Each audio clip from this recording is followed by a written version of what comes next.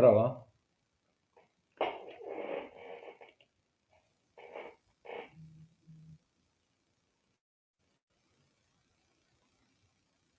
Bene, come io non esco da quale punto è mancata la ocche e quindi non esco da quale punto tornare a cominciare, ma i musei danno delle legge elettorale.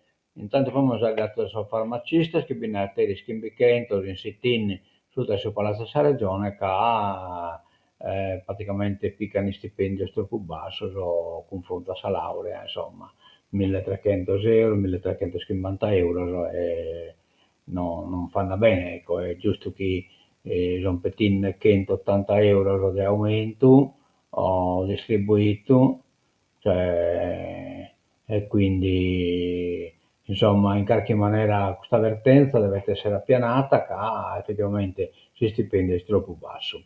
Intanto poi il BT in Sa Regione, con questo incontro, una conferenza stampa che abbiamo fatto, prossa legge elettorale deve cambiare, sono legge elettorale sleale, non giusta, che praticamente serve tipo blindare su Costituzione regionale non biachere entrare in minoranza, la Mavina già rappresentanza abbastanza sarta, insomma, su 7-8%, insomma, che non è de Paco conto. Ma pure la legge in Toscana, che hanno votato la terra via, bastante che il partito che ha applicato il voto sul dei 5 Stelle non va posta a nessuno, è proprio che rappresentati in maniera separata dalle cose che sono le due coalizioni principali, cioè praticamente uno si deve presentare per forza Chinisso, se no non fanno del lupo. In questa fotografia, come dovete vedere, io non vi so, però vi presumatessi, ecco qua, questo è in canna stagliata in cui, vabbè, capita di spesso, ecco qua siamo in Trese, che ha il dirigente di questa iniziativa, uno de Sinistra Futura, questa Emina, che questa mezzania è Danilo Lampis, di Sardegna chiama Sardegna, e poi bisogna della Sardegna Nazione, posto in cui a sa destra, a manca di Danilo, insomma.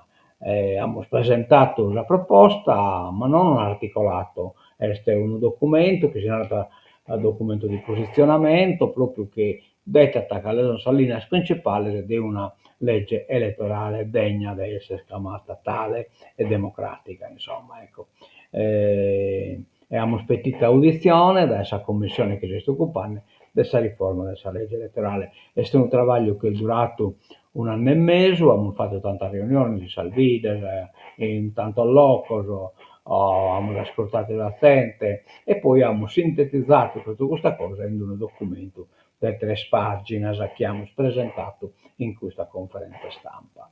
Bene, andiamo da innanzi, vediamo attimo, allora, no che vediamo, questo abbiamo già dato, va bene, non scusi, poi avete ascoltato, ma ecco qua, questa sono dal Massimo che sono arrivata a Scomo, dessa partenza, dessa Madonna, adesso miracolo a passata, è arrivata solo una, purtroppo le immagini non comprendo per quale motivo.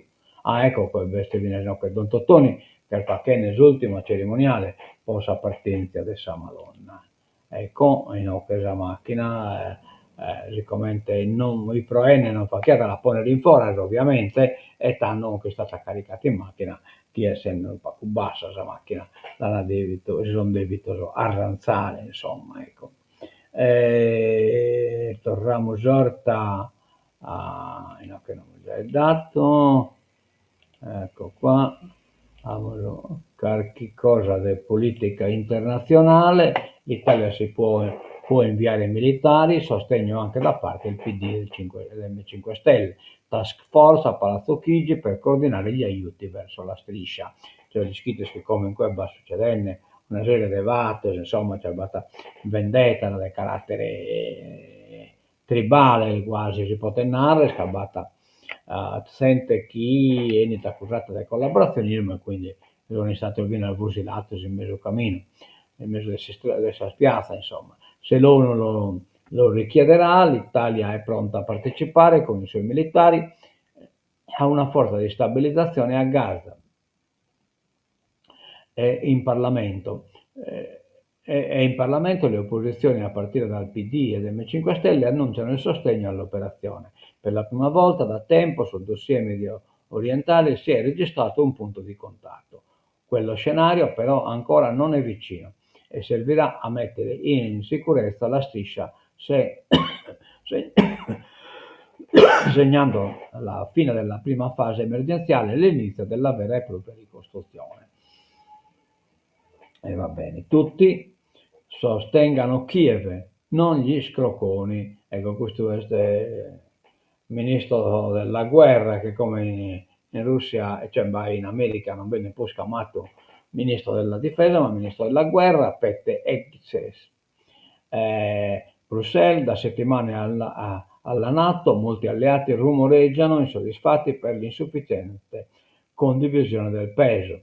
Quando si tratta di aiutare militarmente l'Ucraina, nordici,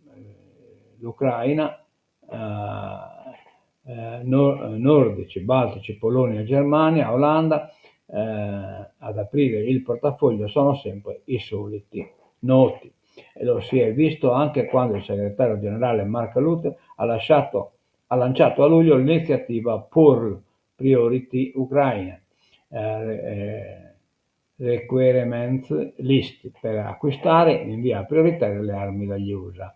Le dimostranze sono arrivate all'orecchio del segretario di Stato della guerra, Pete Hegseth, e la reazione dal cuore bruxellese dell'alleanza è stata energica.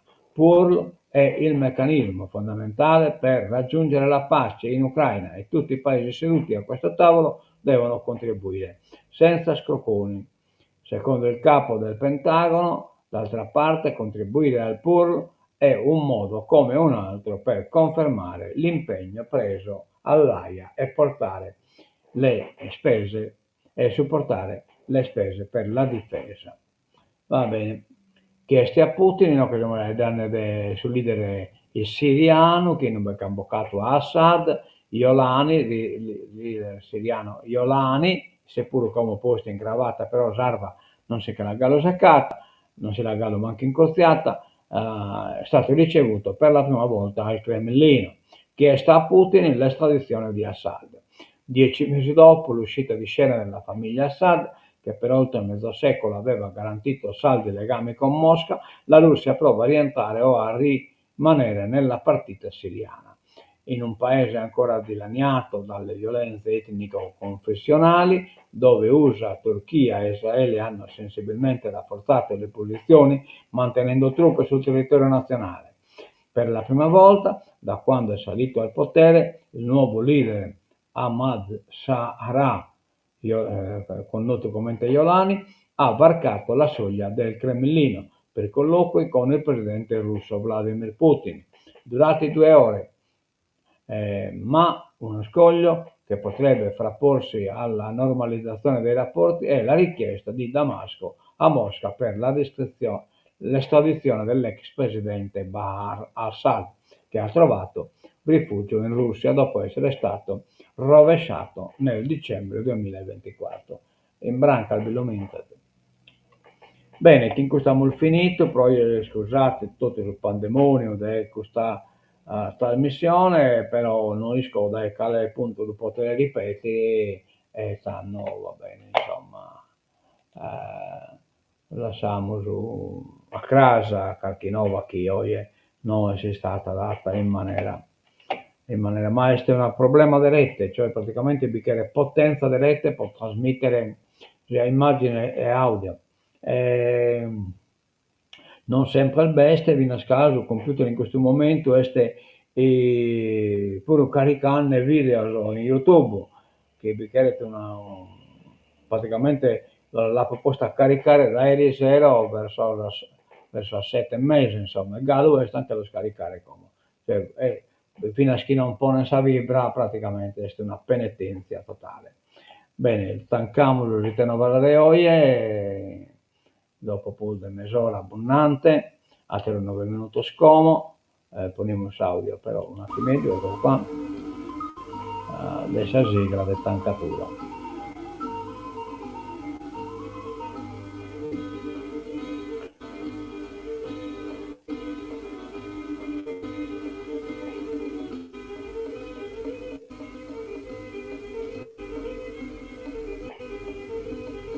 A me sul video di buona tutto dai, Bizzi TV.